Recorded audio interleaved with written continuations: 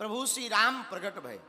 मेरे प्रिय जनों, रामचरितमानस के 4 घाट हैं। कितने घाट? 4।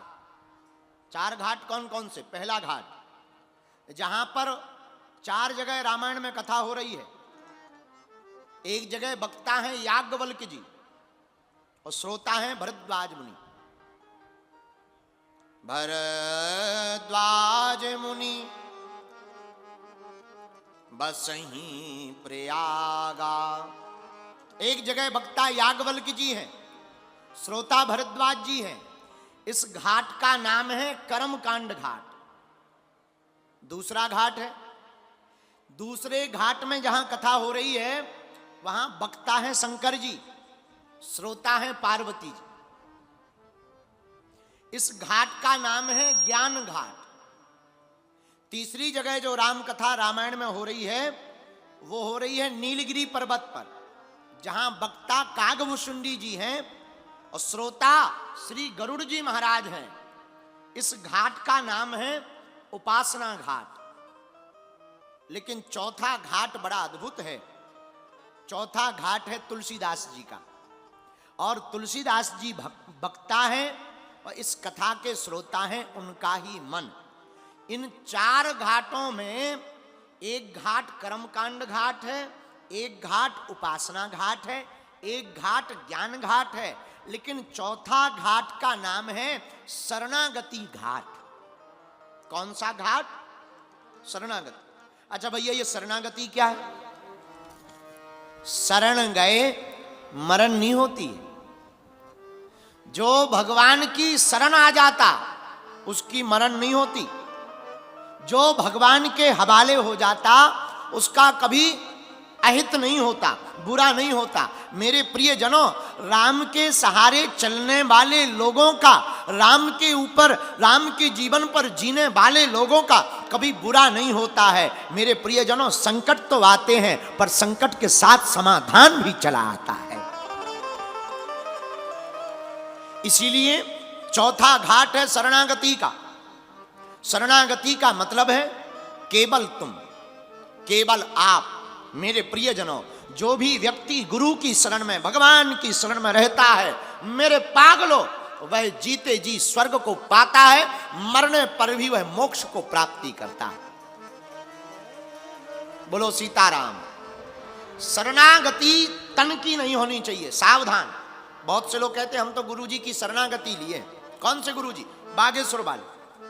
अच्छा, शरणागति का मतलब ये नहीं है कि तन की शरणागति हो। मेरे प्रिय जनों, शरणागति का मतलब मन की शरणागति है। जिनके हवाले अपने मन को, तन को, जीवन को कर दिया, मेरे प्रिय जनों, तुम्हारा कोई बाल बांका नहीं कर सकता है।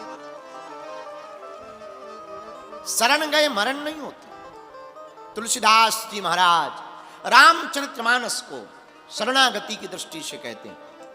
अच्छा, कोई समर्पण हुआ, 5 लोग समर्पित हुए माई बाप, 5 लोग शरणागति पाए।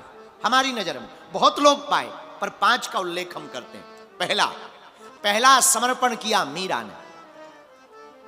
मीरा ने क्या पाया? मीरा ने समर्पण किया प्रियजनों तो गोविंद को पाया। खूब परेशानी झेली, राणा ने विष दिया, अवहेलना की, गालियां दी, पर धन्य है मीरा। मीरा ने समर्पण नहीं त्यागा। लाखों संकट आ गए, त्याग नहीं किया समर्पण का, गोविंद का त्याग नहीं किया। मेरे पागलों, परिणाम ये निकला कि मीरा के समर्पण का उद्देश्य ये निकला कि अंत में गोविंद को दोनों बाहें पकड़ करके मीरा को अपने में समाहित करना पड़ा। कभी विचार करना मीरा के प्रेम पर। मीरा का प्रेम त्याग का प्रेम, मीरा का प्रेम समर्पण का प्रेम। मीरा 5000 वर्ष बाद गोविंद से प्रेम करती है, जब पृथ्वी से भगवान 5000 वर्ष पहले जा चुके। लेकिन मीरा जब नाचती थी तब वो ये मानती थी कि आज भी गोविंद निधि वन में मेरे सामने खड़े हैं और मैं गोपी बन करके नाच रही हूं। इतना अद्भुत प्रेम मीरा का। मेरे प्रियजनों, पहला प्रेम मीरा का। कितना त्याग। कभी विचार करना अपनी शरणागति पर। हम बहुत से लोगों को अपनी आंखों से देखते हैं भैया, वो कथा में आते हैं, उन्हें सीट ना मिले ना चल पड़ते। उनकी फोटो ना खींचे ना, चल पड़ते। माई बाप ये समर्पण नहीं है, ये प्रदर्शन है, दर्शन नहीं है, जिसमें न सम्मान की भूख हो, न मुझे मान प्रिय हो, न सम्मान प्रिय हो, मुझे तो सिर्फ हनुमान प्रिय हो। न मान प्रिय हो, न सम्मान प्रिय हो, न अपमान में दुखी हो, उसे केवल भगवान प्रिय हो, वही सच्चा समर्पित है। मीरा महलों में पड़ी बन के जोगन चली, मीरा रानी दीवानी कहाने लगी, ऐसी लागी लगन मीरा हो गई मगन।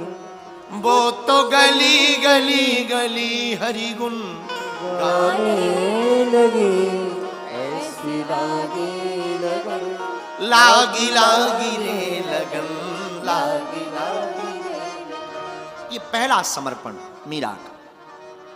दूसरा समर्पण शरणागति किसने ली? दूसरी शरणागति ली द्रौपदी ने। अंगुली में कन्हैया को चोट लग गई, सांप रानियां भागी। कोई कहता कपड़ा लाओ, कोई कहता डॉक्टर को बुलाओ, कोई कहता कि ठीक करो, कोई कहता पकड़ लो। द्रौपदी ने 1 मिनट बिना विचार किए अपनी कीमती साड़ी को फाड़कर गोविंद की अंगुली में बांध दी। भगवान चौंक गए। भगवान ने कहा मन ही मन, द्रौपदी तुमने हमारे रक्त को बचाया है, हम तुम्हारी इज्जत को बचाएंगे। धागे बांधे, और जो धागे गोविंद की अंगुली में बंधे वो सौभाग्य मानने लगे, लेकिन जो साड़ी के धागे आ ना सके वो अपने आप को अभागे मानने लगे। मैं बड़ा अभागा हूं, गोविंद की अंगुली में नहीं बंध पाया। और मीरा के साथ